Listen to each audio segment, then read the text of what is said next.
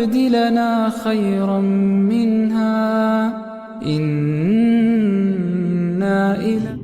Sungguh Allah SWT telah menguji orang-orang sebelum mereka agar Allah ingin mengetahui siapa di antara mereka yang benar-benar jujur dalam keimanan dan siapa di antara mereka yang dusta. Ayat ini menggambarkan kepada kita bahwasanya manusia, apalagi orang beriman, itu akan mendapatkan ujian-ujian dari Allah Subhanahu wa taala, yang ujian itu untuk menyaring apakah kita termasuk orang yang beriman, benar-benar beriman, atau sebaliknya iman kita hanya satu kedustaan. Kemudian juga Nabi sallallahu alaihi wasallam bersabda, inna likulli ummatin fitnatan wa fitnatu ummati al-mal. Sesungguhnya setiap umat itu ada ujiannya, dan ujian umatku, kata Nabi, umat Islam adalah ujian harta. Jadi Nabi SAW setiap umat ada ujiannya. Ujiannya umat Islam adalah harta. Dalam hadis yang lain Nabi SAW bersabda, ma taraktu ba'di fitnatan adarru ala rijal minan nisa. Tidak aku tinggalkan satu fitnah yang lebih berbahaya bagi seorang lelaki dari fitnah wanita. Nabi SAW juga mengajarkan kepada kita untuk kita berlindung dari fitnah. Seperti Nabi ajarkan kita sebelum kita salam dalam setiap salat setelah tasyahud, Allahumma inni ya a'udzubika min azabil qabri wa min azabil jahannam wa min fitnati mahya wa mamati wa min fitnati masih dajjal. Jadi kita disuruh, kita diajarkan Nabi untuk berlindung dari fitnah hidup, fitnah mati, dan fitnah dajjal. Fitnah itu ada yang berhubungan dengan syahwat, ada yang berhubungan dengan syahwat. Kita tahu bahwasanya ini adalah dosa, kita sudah tahu dosa, tetapi syahwat kita ingin melaksanakan dosa tersebut. Kita sudah tahu ancamannya, tapi hawa nafsu kita ingin melaksanakan. Banyak orang tahu bahwasanya meninggalkan salat adalah dosa, tetapi dia tinggalkan salatnya. Banyak orang tahu riba itu dosa, tapi dia melaksanakannya. Banyak orang tahu berzina, minum khamar, berjudi itu dosa, tapi dia melaksanakannya. Banyak orang tahu bahwasanya riswa, sogok, menyogok itu dosa, tapi dia melaksanakannya. Berarti fitnah hawa. Fitnah yang kedua adalah fitnah subhat. Fitnah subhat ini fitnah karena tidak ada ilmu. Dia tidak tahu mana yang benar, mana yang salah, mana yang bermanfaat, mana mudarat. Fitnah subhat inilah yang lebih halus, lebih berbahaya, dan butuh dengan ilmu untuk selamat darinya. Seperti fitnah kesyirikan, fitnah kebid'ahan, fitnah perselisihan umat. Tidak tahu mana yang benar. Semua umat, semua kelompok mengatakan Al-Quran dan Sunnah, Al-Quran dan Hadis. Tidak tahu mana yang benar dari pilihan tersebut. Fitnah Dajjal, fitnah Dajjal ini termasuk fitnah subhat yang di sini sangatlah dibutuhkan ilmu. Di sini sangatlah dibutuhkan ilmu agama untuk selamat dari fitnah tersebut. Kalau fitnah syahwat kita tahu, tapi hawa nafsu ingin tetap melaksanakannya. Kalau fitnah subhat kita tidak tahu, samar bagi kita benar atau salah, sehingga kita terfitnah dalam satu masalah tersebut, ya kita jatuh dalam permasalahan yang akan membawa kebinasan kepada kita. Oleh karenanya, ya pada kesempatan malam hari ini kita sebutkan beberapa fitnah subhat yang dikisahkan oleh Nabi sallallahu alaihi wasallam dan kisah-kisah orang terdahulu yang menunjukkan fitnah subhat itu di jalan keluarnya adalah dengan ilmu agama. Setelah taufik dari Allah Subhanahu wa taala, ya jalan keluarnya adalah ilmu agama. Maksudnya setelah taufik dari Allah, kita berdoa agar dihindarkan dari fitnah sebagaimana ajaran Nabi tadi. Kita berdoa agar dihindarkan dari fitnah hidup dan fitnah mati dan fitnah dajjal, ya maka yang jalan keduanya adalah kita berilmu. Ilmu agama itu adalah jalan ya yang mengeluarkan kita dari fitnah. Allah ya menyelamatkan kita dari fitnah dengan sebab ilmu agama yang kita ada.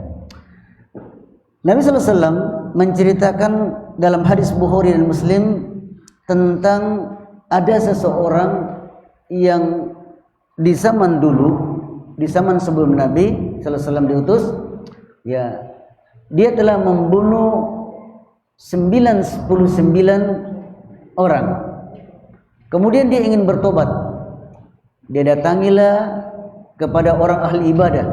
Tapi ahli ibadah ini dia tidak paham, tidak ada ilmu dia. Dia hanya rajin ibadah, tetapi dia tidak memiliki ilmu agama. Ya, dia tidak memfokuskan dirinya dari belajar agama. Dia hanya fokus dengan banyak beribadah kepada Allah Subhanahu wa taala. Orang ini datang kepada ahli ibadah bertanya, "Apakah saya masih bisa diterima tobat? Saya sudah membunuh 99 nyawa, menghilangkan 99 nyawa."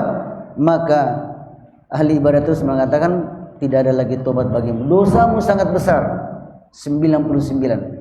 Ya, tidaklah mungkin Allah menerima tobatmu. Maka orang ini karena marah, dia bunuhlah ya ahli ibadah tersebut, genaplah dia membunuh 100 orang nyawa. Maka karena keinginannya orang ini mau bertobat, dia datang lagi kepada seorang alim, seorang yang memiliki ilmu. Dia bertanya kepada orang alim tersebut, "Hallahu taubah?" Apakah dia masih memiliki tobat? Bisa diterima tobat kalau dia bertobat? Maka orang alim tersebut karena dia berilmu, ya, dia mengilmui bahwasanya Allah itu Maha penerima tobat. Allah akan menerima tobat seorang hambanya manakala dia bertobat selagi nyawanya belum di kerongkongan. Maka orang alim tersebut mengatakan, "Na'am, iya. Man yaqulu baina huwa baina taubatin." Adakah yang menghalangi antara Allah dan tobatnya seseorang hamba? Maka orang alim tersebut mengatakan, kamu masih diterima tobat. Allah Maha Pengampun. Kalau kamu ingin bertobat, intaliku ila ardin kaza wa kaza. Pergilah kamu di satu negeri atau di negeri ini atau ini, fa innahu fihi unasun ya'budullah. Di sana ada orang yang beribadah kepada Allah, fa'budhu ma'ahum, maka beribadahlah kepada Allah bersama dengan mereka. Wala tarji ila ardik, jangan kamu kembali ke negerimu, fa innahu ya ardusu, karena negerimu adalah negeri yang jelek. Jadi orang alim ini mengatakan tidak ada yang menghalangi kamu kalau kau ingin bertobat. Ya, kalau kau ingin bertobat betul-betul, tinggalkan negerimu karena negerimu negeri jelek, pergi ke tempat, berhijrah ke tempat orang-orang yang sama-sama engkau beribadah kepada Allah. Sebagian ulama mengambil faedah dari hadis ini bahwasanya orang ini terfitnah. Ya, ada subhat baginya. Apakah tobatnya diterima atau tidak? Tersamar. Ya. Apakah tobatnya masih bisa diterima atau tidak? Tetapi ketika dia mendatangi orang alim yang dengan ilmunya bahwasanya orang alim itu mengetahui bahwasanya innallaha yakfiru ya zunuba jami'an, sesungguhnya Allah menerima tobat semua. Ya, innallaha yaqbalu taubat abdi ma lam yugargir, sesungguhnya Allah senantiasa menerima tobat hambanya selagi nyawanya belum sampai di kerongkongan. Ya, maka masih diterima. Maka orang ini memberikan solusi dari fitnah subhat yang menimpa dia dengan ilmu agama yang Allah berikan kepadanya dengan dia mempelajarinya. Kemudian juga ya kisah yang dikisahkan oleh Imam Bukhari tak kala Rasulullah sallallahu alaihi wasallam wafat. Ketika Rasulullah SAW wafat, para sahabat sangatlah ditimpa musibah yang musibah itu belum ada yang mengalahkan musibah ketika Nabi sallallahu alaihi wasallam itu wafat. Maka di antara para sahabat ada yang jalan linglung, tidak mengetahui arah kemana, lantaran ya terpukulnya dia dengan kematian Rasulullah sallallahu alaihi wasallam. Bahkan Umar, sekelas Umar pun mengatakan, ya disebutkan oleh sebagian ulama, akalnya berkurang. Kenapa? Dia mengatakan Umar ketika wafat Rasulullah, barang siapa yang mengatakan Muhammad sallallahu alaihi wasallam wafat, maka saya akan penggal lehernya. Dia akan membunuh orang yang mengatakan Muhammad sallallahu alaihi wasallam wafat. Ya. Kata beliau bahwasanya Muhammad tidak wafat sallallahu alaihi wasallam. Beliau pergi menemui Tuhannya seperti Musa menemui Tuhannya. Jadi demikian para sahabat ya bingung tentang kematian Rasulullah SAW. Mau bantah Umar juga mereka tidak berani. Ada juga yang mendukung ya pendapat Umar bahwasanya Rasulullah belum meninggal. Maka ketika itu Abu Bakar dengan ilmunya datang. Setelah melihat Rasulullah SAW, beliau menciumnya ya mayatnya, kemudian beliau keluar kepada manusia yang ada di luar para sahabat, kemudian menyuruh Umar, ala rislik, wahai Umar, ya perlahan, tenang, ya. Kemudian beliau ketika itu berkhutbah di hadapan manusia dengan ilmunya Abu Bakar, man kana ya'budu Muhammad fa inna Muhammadan kad yamut. Barang siapa yang menyembah Muhammad, sesungguhnya Muhammad sallallahu alaihi wasallam telah meninggal. Wa man kana ya'budullaha, barang siapa yang menyembah Allah, fa innallaha hayyun fis sama' wa la yamut. Sesungguhnya Allah Maha hidup di atas langit dan Allah zat yang tidak akan pernah mati. Kemudian beliau membaca ayat, innaka mayyitun wa innahum mayyitun. Allah berfirman, sesungguhnya engkau Muhammad akan wafat dan sesungguhnya ya mereka juga akan wafat. Kemudian beliau lagi Abu Bakar membaca ayat, ya wa ma Muhammadun illa rasul. Ya, tidaklah Muhammad kecuali hanyalah sebagai seorang rasul. Apa in mata au qutila, apakah kalau Muhammad sallallahu alaihi wasallam itu mati atau terbunuh, in qalabtum ala aqabikum, in qalabtum ala aqabikum, kalian kembali ke belakang menjadi murtad. Maka barulah Umar dia sadar, barulah sahabat sadar bahwasanya Nabi kita Muhammad sallallahu alaihi wasallam telah wafat. Mulailah mereka berkumpul kembali dalam satu pandangan bahwasanya Muhammad telah wafat. Manusia, ya Rasul, sebagaimana Rasul-Rasul sebelum Muhammad SAW juga telah wafat. Kemudian setelah itu, ya berkumpullah orang-orang Ansar di di Saqifah Bani Sa'idah untuk menunjuk salah seorang di antara mereka yang akan menggantikan Rasulullah. Maka ya diberitahukanlah Abu Bakar dan Umar. Maka datanglah Abu Bakar dan Umar kepada mereka, ya menemui mereka. Mereka sudah menunjuk Sa'ad bin Ubadah sebagai pemimpin yang menggantikan Rasulullah dari orang Ansar. Maka kata Abu Bakar kepada mereka, ya saya pernah mendengar Rasulullah SAW bersabda, ya nahnu, kami orang Quraisy itu umara wa antum usara, sedangkan kalian adalah para menteri dan pembantu. Jadi dalam sebuah hadis bahwasanya a'immatu minal Quraisy, imam-imam yang a'dham, pemimpin yang a'dham itu adalah dari Quraisy. Jadi syarat jadi pemimpin Islam, ya, syarat jadi pemimpin Islam adalah dari Quraisy. Makanya khilafah Abu Bakar, Umar, Utsman, Ali, Bani Muayyah, Bani Abbasiyah, mereka adalah dari keturunan Quraisy. Maka ketika itu barulah mereka sadar, ya kaum Ansar, mereka sadar bahwasanya ternyata ada hadis Nabi yang merupakan syarat pemimpin seluruh kaum muslimin, ya, yang pemimpinnya seluruh kaum muslimin, pemimpin a'dham adalah harus dari Quraisy. Kemudian setelah itu, ya, disebutkan juga dalam riwayat Ad-Darimi, Aisyah menyebutkan bahwasanya faiza qubida Rasulullah sallallahu alaihi wasallam ikhtalafun nasu fi dafnihim. Ketika Rasulullah SAW wafat, maka para sahabat ketika itu berselisih di mana Rasul akan dikuburkan. Sebagian mereka mengatakan kita kembalikan ke Mekah, ke tempat kelahirannya. Sebagian sahabat mengatakan tidak, kita kuburkan di Baqi, sebagaimana sahabat-sahabat lain di Madinah, ya. Maka datanglah Abu Bakar dengan ilmunya, karena mereka ini sudah, ya, bertengkar. Ada yang mau kuburkan di sana, ada yang mau kuburkan di sini. Ada yang mau kembalikan ke Mekah, ada yang mau kuburkan di Madinah. Bertengkar para sahabat. Maka dibutuhkan ilmu di sini.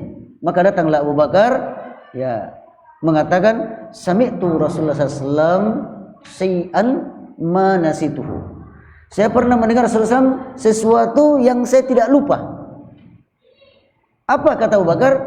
Rasulullah SAW bersabda, ma qabadallahu nabiyan, tidaklah Allah mencabut nyawa seorang nabi illa fil maudi alladzi yuhibbu ayyudafana fi, kecuali di suatu tempat yang Allah suka akan dikuburkan di tempat tersebut.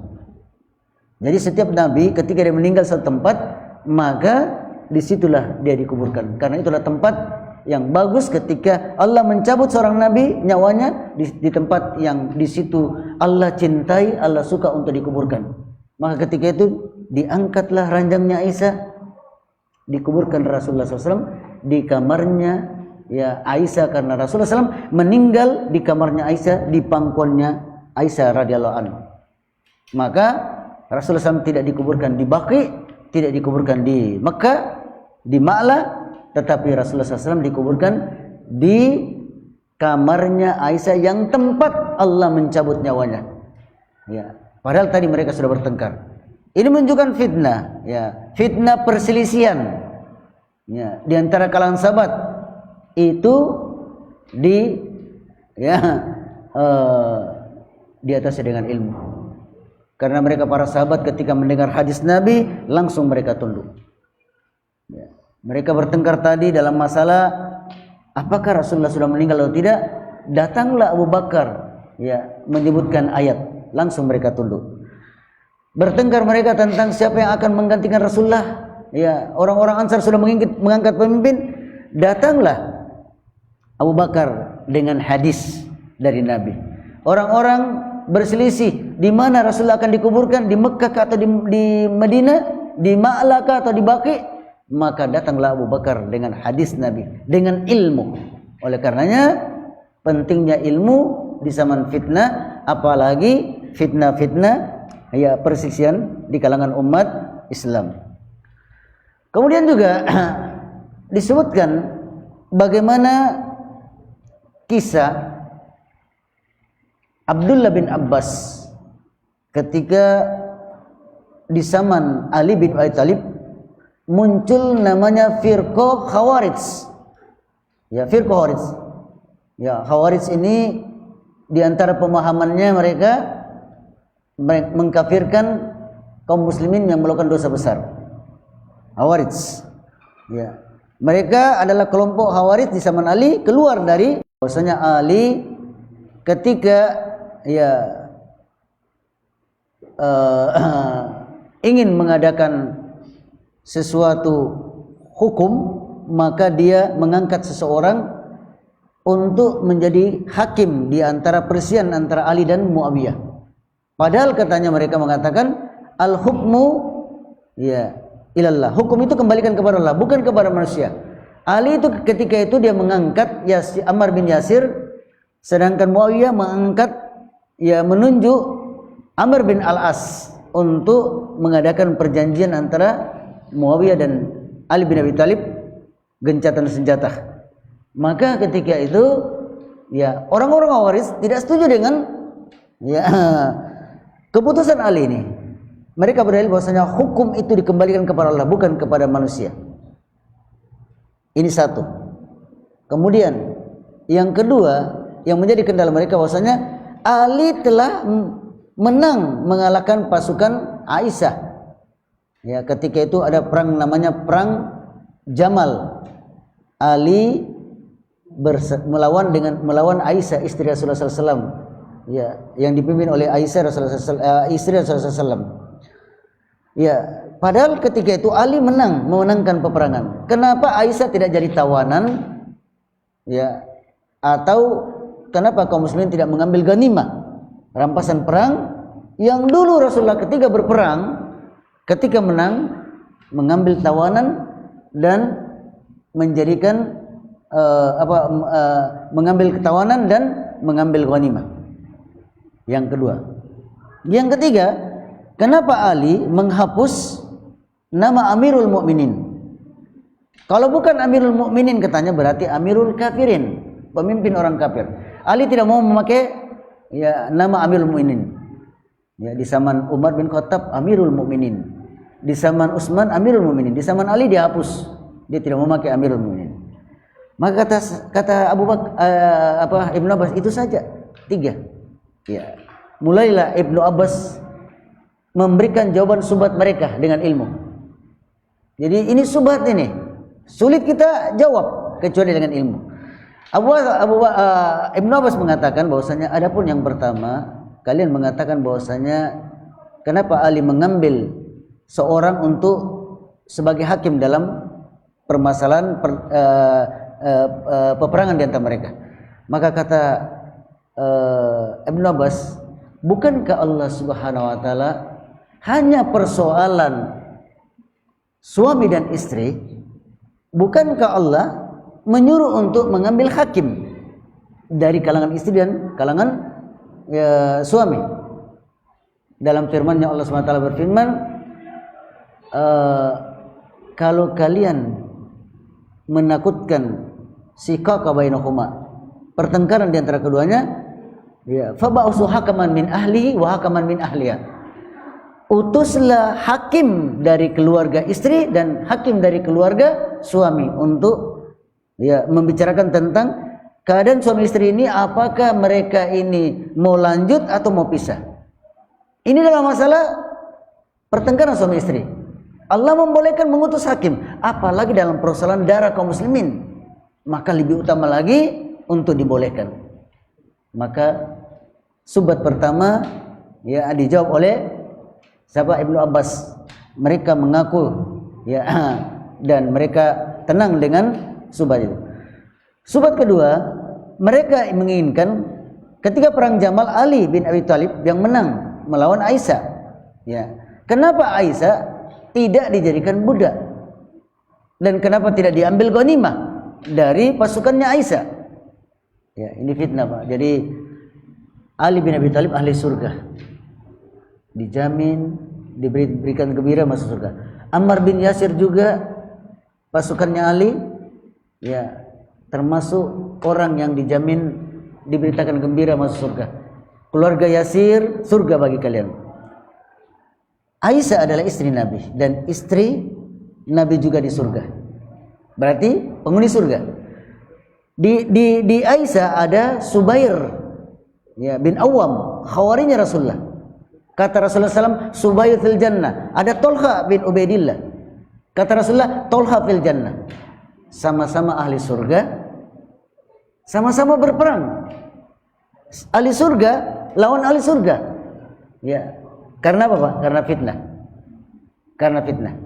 Ketika Ali menang atas Aisyah, orang Khawarij ingin menjadikan Aisyah ini sebagai budak. Dan menginginkan bahwasanya pasukannya Aisyah yang ada Tolha dan Subair bin Awam diambil hartanya. karena dikalahkan dalam perang. Maka kata Ibnu Abbas, kalau kalian menghalalkan Aisyah sebagai budak berarti kalian kafir. Ya. Kalian kafir. Ya. Kenapa? Karena Allah Subhanahu wa taala berfirman, "An-nabiyyu aula bil mu'minina min anfusihim wa ummahatuhum wa aswajuhu ummahatuhum." Kata Allah Subhanahu wa taala dalam Al-Qur'an, nabi itu lebih utama bagi orang mukmin daripada diri sendiri. Jadi kita itu lebih mengutamakan nabi meskipun diri kita sendiri. Kita lebih utamakan nabi. Wa aswaju, dan istri-istri nabi adalah ummahatuhum, ibunya orang-orang mukmin. Adakah orang yang mau menikah dengan ibu? Kalau kalian menghalalkan bahwasanya ya menikah dengan ibu itu boleh, maka ya kalian telah kufur, menghalalkan apa yang Allah haramkan. Jadi makanya janda-jandanya Rasulullah tidak boleh dinikahi karena ibu-ibunya kita. Ya. Ummahatul mukminin, ibunya orang-orang mukmin. Ya. Kemudian ya kalau kita tidak mengatakan bahwasanya Aisyah bukan ibu kita, masa dia perangi kita, berarti dia bukan ibu kita, maka engkau kufur kepada Al-Quran. Pilih di antara duanya. Maka ketika itu orang Khawarij baru sadar salah mereka, salah pandangan mereka. Kemudian yang ketiga, ya mereka mengatakan kenapa Amirul Mukminin Ali bin Abi Thalib menghilangkan gelar Amirul Mukminin? Kalau bukan Amirul Mukminin berarti Amirul Kafirin. Kalau bukan pemimpin kaum mukminin berarti pemimpin kafir. Maka kata Abdullah bin Abbas, bukankah pada waktu perjanjian Hudaybiyah Rasulullah ingin menulis ya perjanjian ini ditulis dari Muhammad Rasulullah. Maka ketika itu Suhail bin Amr tidak mau. Ya, tidak mau dengan perjanjian tersebut. Kalau kata dia, kalau kami orang Quraisy tahu engkau adalah Rasulullah, tidak mungkin kami memerangi kamu. Maka tulislah Muhammad bin Abdullah. Maka kata Rasulullah kepada Ali, wahai Ali, ya saya adalah Rasulullah, tetapi tulislah Muhammad bin Abdullah. Rasulullah menghapus Rasulullah, Muhammad SAW menghapus ya gelar beliau Rasulullah lebih tinggi daripada Amirul Mukminin karena ada suatu maksud dan tujuan. Maka ketika itu orang Khawarij baru sadar. Ya, 2.000 orang dari 6.000 ya orang Khawarij, 2.000 orang sadar kembali kepada Ahli Sunnah. Ya, satu kali pertemuan saja. Begitulah kalau orang, maksudnya karena orang Khawarij ini dia ada subhat pada dirinya.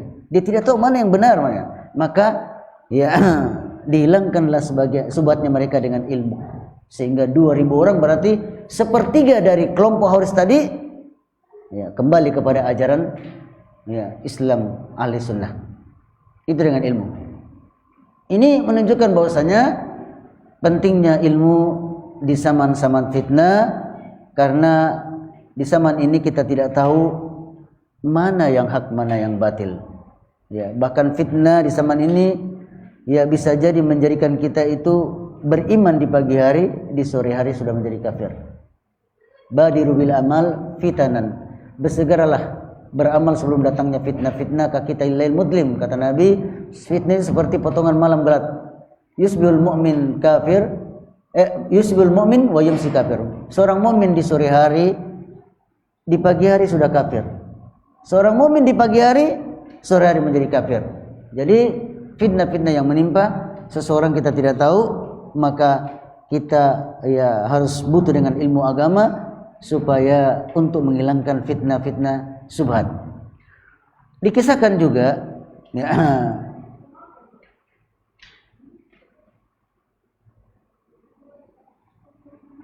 seseorang di akhir zaman nanti ketika muncul Dajjal, maka ada seorang pemuda yang keluar menemui Dajjal. Pemuda ini adalah ahli ilmu. Ya, dikisahkan pemuda ini ahli ilmu. Kemudian dia keluar ketika itu dia menemui Dajjal. Ya. Setelah itu pemuda tersebut ya diberikan subhat oleh Dajjal. Bukankah aku ini Tuhanmu? Saya bisa menghidupkan dan mematikan. Maka pemuda itu digergaji, ya, dipotong belah dua badannya. Kemudian bahkan disebutkan dalam hadis Dajjal itu ya berjalan di antara kedua potongan badannya. Kemudian ya Dajjal menghidupkan kembali dengan izin Allah Subhanahu wa taala. Fitnahnya Dajjal luar biasa karena dia itu ditakdirkan oleh Allah bisa menghidupkan dan mematikan dengan izin Allah. Kemudian itu dia mengatakan, bukankah aku ini Tuhanmu, bisa menghidupkan dan mematikan? Maka kata pemuda tersebut, inni a'lamu ya annaka Dajjal. Saya benar-benar tahu engkau adalah Dajjal. Dari mana dia tahu? Kata orang tersebut, allazi yatahaddasuna anka Rasulullah SAW, yang Rasulullah SAW telah ya mengabarkan kami tentang kamu. Ya. Kamu itu matamu hanya satu, mata sebelahmu buta, berarti dia buta sebelah. Allah Subhanahu wa taala tidak buta. Ya. Allah itu basir, tidak buta. Ya. Saya betul-betul meyakini bahwasanya engkau adalah Dajjal sebagaimana yang Nabi SAW haddasana mengabarkan kepada kami. Jadi dia selamat dengan ilmu hadis yang dia pelajari. Selamat dari fitnah Dajjal dari ilmu hadis yang dia pelajari. Ya. Disebutkan fitnah Dajjal itu dasar. Kalau beriman kepadanya maka subur. Kalau kaum yang mengingkarinya maka kering daerahnya. Kemudian bahkan disebutkan fitnah Dajjal itu dia mendatangi orang-orang awam, kemudian dia menyuruh ya tentaranya dari kalangan setan untuk berubah menjelma menjadi orang tuanya orang awam tersebut. Ibu dan bapaknya datang kepadanya, padahal ini tentaranya Dajjal. Wahai anakku, ikutilah Dajjal karena dia adalah Tuhanmu. Kira-kira bagaimana itu? Kalau orang awam, orang yang tidak paham, saya bermimpi tadi malam datang ya bapakku, bukan bermimpi lagi, di alam nyata. Ya, bapaknya keluar dari kuburnya dan ibunya mengatakan, wahai anakku, ikuti Dajjal karena dia adalah Tuhanmu. Berimanlah kepada Dajjal. Padahal ini adalah Dajjal. Kalau kita tidak paham, ya, bahwasanya Allah Subhanahu wa taala tidak bisa dilihat di dunia, nanti di akhirat, ya, maka ya. Jadi orang awam tersebut ikut karena dia tidak punya ilmu. Kalau kita punya ilmu, tidak, engkau bukan Tuhan karena Allah tidak bisa dilihat di dunia. Lantarani, Nabi Musa saja tidak bisa melihat Allah di dunia. Nanti di akhirat baru kita bisa melihat wajah Allah Subhanahu wa taala di dalam surga. Jadi orang ini dia selamat dari fitnah Dajjal karena ilmu yang ada padanya.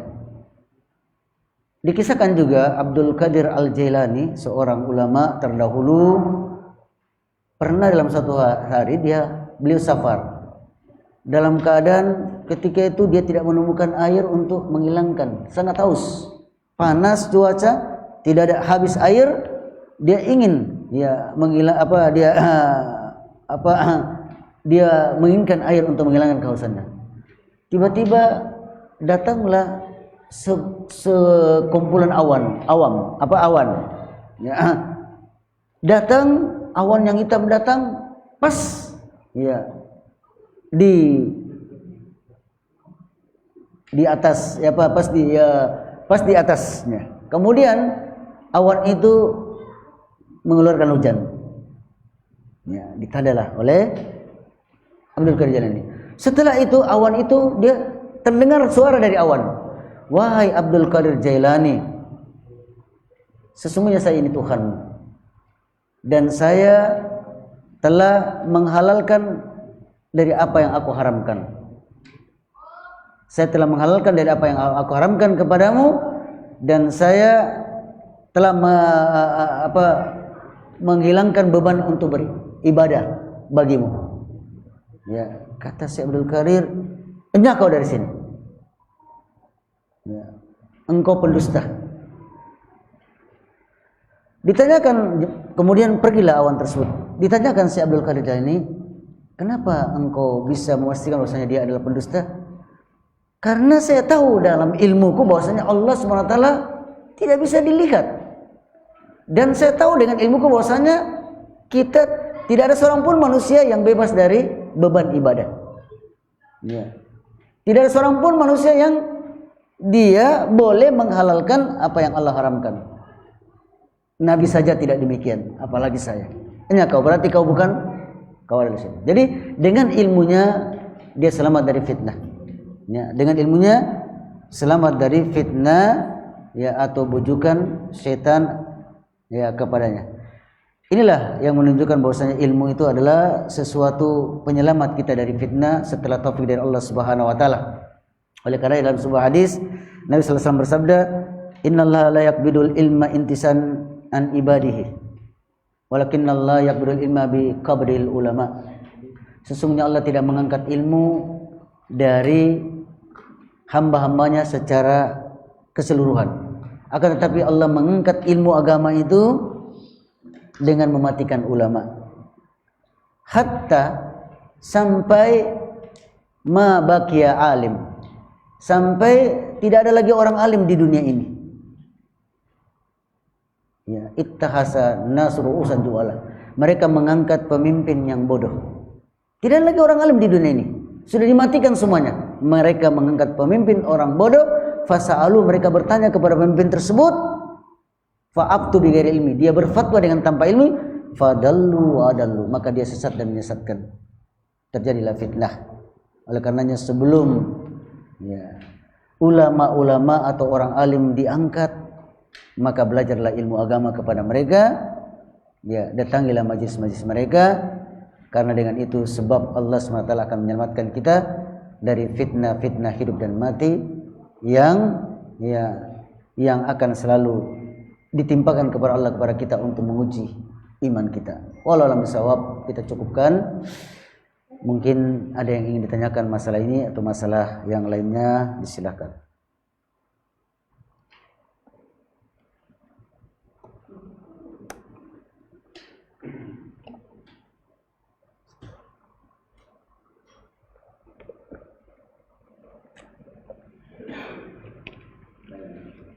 Silakan.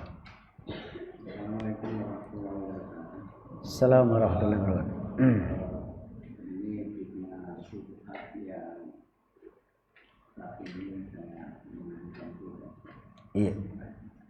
Mungkin ada pihak-pihak atau cara-cara kita untuk mengurangi sehingga dampak dari fitnah syubhat ini bisa kecil atau diminimalkan. Yang pertama. Kemudian yang kedua tentang fatwa pemimpin. Apakah semua fatwa pemimpin itu kita harus taati atau memang harus pemimpinnya yang orang alim? Iya.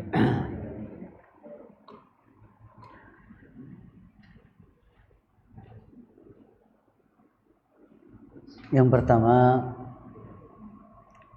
kalau kita ditanyakan, karena kita ini manusia pasti akan mendapatkan fitnah ujian, maka perlu kita punya senjata untuk melawan atau tameng untuk menangkis daripada fitnah tersebut. Apa itu tameng kita? Adalah ilmu tadi. Kita mempelajari ilmu agama, karena fitnah syubhat itu berhubungan dengan ilmu. Ya, tidak paham. Fitnah kesyirikan. Kenapa orang berbuat syirik? Karena dia tidak paham. Jahil dia. Dia kira bahwasanya yang disembah itu bisa memberikan manfaat. Jahil dia. Maka dia belajar ilmu tauhid. Yang kedua, kenapa ada orang melakukan bid'ah? Karena dia tidak paham. Dikira yang dilakukan itu adalah ibadah yang dibolehkan oleh Nabi. Padahal sudah diingatkan. Maka dia harus belajar tentang masalah sunnah. Ya. Fitnah tentang perselisihan. Kenapa kita berselisih? Padahal kitab kita satu, Nabi kita satu, kiblat kita satu. Pasti ada yang salah di antara dua. Karena kebenaran itu tidaklah berbilang satu. Pasti ada yang salah. Maka harus dengan ilmu juga. Fitnah Dajjal. Datang Dajjal dengan berbagai fitnahnya, maka kita paham bahwasanya ini Dajjal, bukan Allah. Ya, bukan Rabb. Kemudian fitnah hidup dan fitnah mati.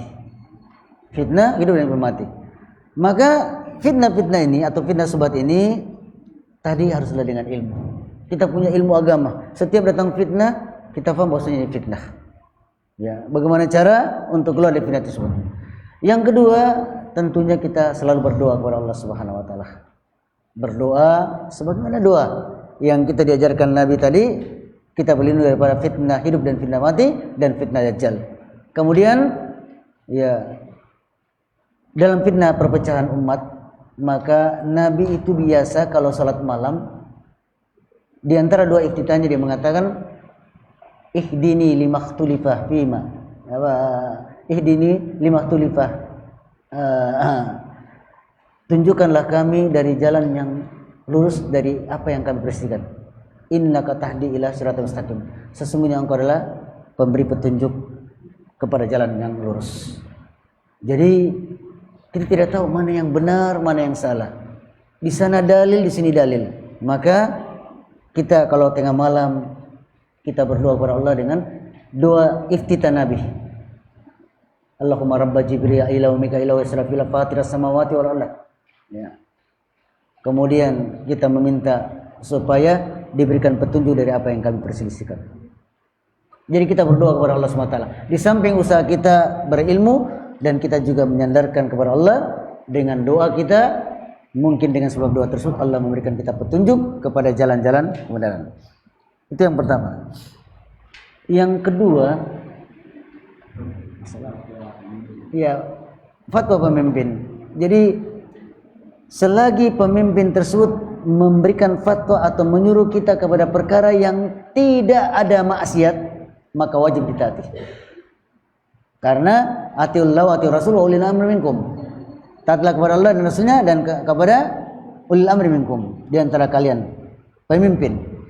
Meskipun pemimpin itu fajir atau pendosa, ketika dia memerintahkan kepada rakyatnya untuk suatu perkara yang tidak ada larangannya dalam agama kita, maka wajib kita. Seperti pemerintah menyuruh kita bagi yang mau menikah harus mendaftarkan di catatan pernikahan KUA. Wajib.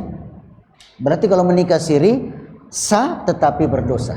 Karena pemerintah mewajibkan kita memakai helm, wajib. Pemerintah mewajibkan kita untuk SIM, wajib. Karena ini tidak bertentangan. Pemerintah mewajibkan kita untuk mematuhi peraturan lalu lintas lampu merah, maka wajib. Kalau kita melanggar, berdosa. Karena tidak ada, ya wajib.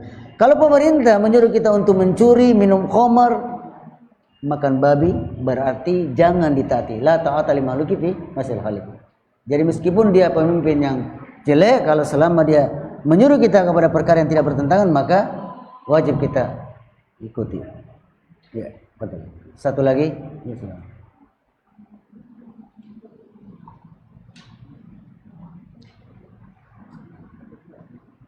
apakah pentingnya ilmu di zaman fitnah perlu kita terapkan bagi orang yang masih muda?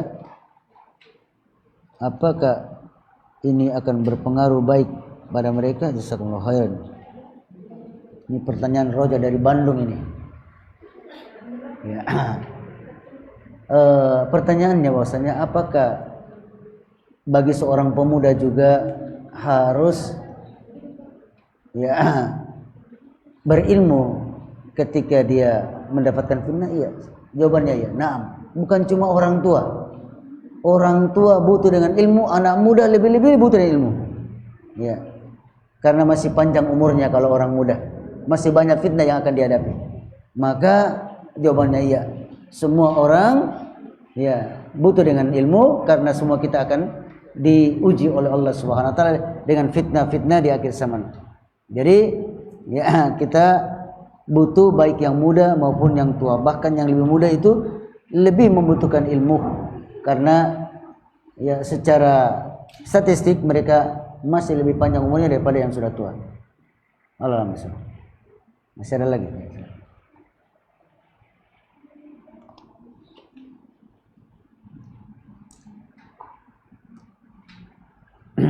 apa ciri-ciri yang terjadi sebelum munculnya Dajjal.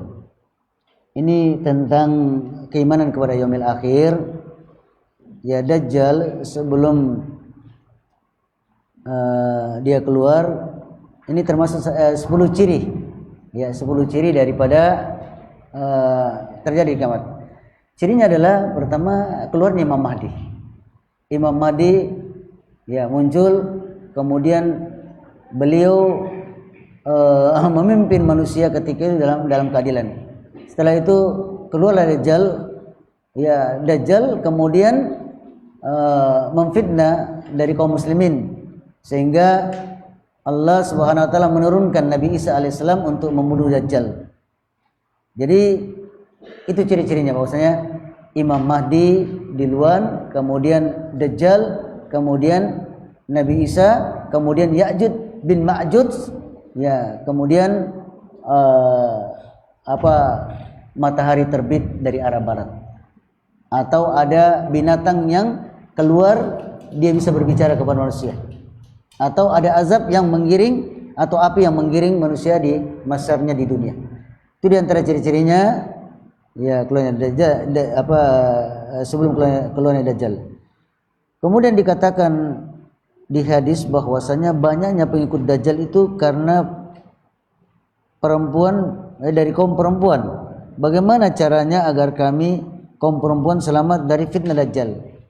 Jadi perempuan itu, kenapa dikatakan perempuan banyak pengikutnya? Karena perempuan ini ya pertimbangannya perasaan, bukan akal. Dia biasanya melihat sesuatu karena dengan perasaannya, bukan dengan akalnya. Beda dengan laki-laki. Oleh karenanya banyak mereka yang terfitnah, dan perempuan dan anak-anak dan orang Yahudi, pengikutnya Dajjal. Bagaimana wanita bisa selamat dari fitnah Dajjal? Ya disebutkan ya diantaranya bukan cuma wanita dan laki-laki, menghafal surat Al-Kahfi di awalnya, dalam riwayat juga di akhirnya. Menghafal surat Al-Kahfi, kita membaca, mentadaburi tentang surat Al-Kahfi terus. Yang kedua, kalau bisa kita pergi di Madinah atau di Mekah, karena itu 2 kota yang tidak bisa dimasuki oleh Dajjal, dijaga oleh malaikat.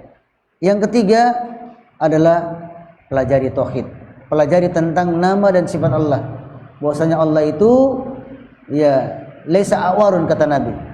Allah itu basir, melihat, dan Allah itu tidak buta sebelah matanya. Ya. Jadi kalau kita meyakini demikian, maka pelajari tauhid, ya, berdoa kepada Allah supaya dihindari dari fitnah Dajjal, membaca surat Al-Kahfi, ya. Kemudian kalau bisa kita pergi di Makkah dan Madinah, maka itulah jalan keluar atau jalan selamat dari fitnah Dajjal. Wallahualam bisawab, kita cukupkan. Subhanakallahumma bihamdika, asyhadu an la ilaha illa anta, astaghfiruka wa atubu ilaik. Assalamualaikum warahmatullahi wabarakatuh.